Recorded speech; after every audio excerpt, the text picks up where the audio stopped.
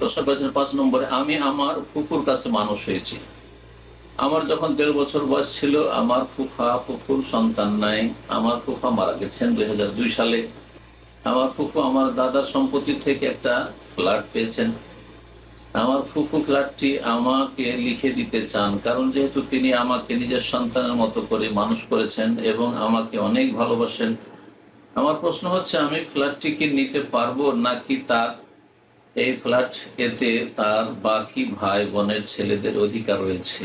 আমার ফুফু আমার আব্বু আম্মুর সাথেই থাকেন বাংলাদেশে, আর যেহেতু উনি আমাকে অনেক বেশি ভালোবাসেন, তাই আমাকে দিতে চান, দয়া করে জানাবেন।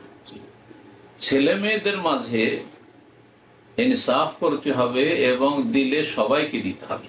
বদ্ধসায় যদি কেউ দেয় তাহলে সবাইকে দিতে হবে। ইত্তাকুল্লাহ ওয়া আদিলু বাইনা আওলাদিকুম, রাসূল বলেছেন আল্লাহকে ভয় করে এবং ছেলে মেয়েদের মাঝে, তোমার যদি একাধিক ছেলে মেয়ে থাকে তাদের মাঝে সুবিচার করে এবং দিলে সবাইকে দাও, দিলে সবাইকে দিতে হবে। পক্ষান্তরে অন্যদের ক্ষেত্রে কোনো অসুবিধা নেই যে আপনাকে যদি আপনার ফুফু এই ফ্ল্যাট লিখে দিয়ে দেয়, কোনো অসুবিধা নেই ইনশাআল্লাহ।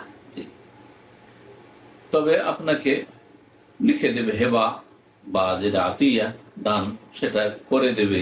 জি, এটাই উচিত হবে। আর আপনি যেহেতু ফুফুর ওয়ারেসও নন, সুতরাং যদি আপনার জন্য ওসিয়ত করে তবুও জায়েজ রয়েছে। শুধু যারা ওয়ারিস উত্তরাধিকারী তাদের জন্য রাসূলুল্লাহ সাল্লাল্লাহু আলাইহি ওয়াসাল্লাম হাদিস রয়েছে, ফালা ওসিয়াতা লিওয়ারিস, ইন্নাল্লাহ কাদ আতা কুল্লা যি হাক্কিন হাক্কা।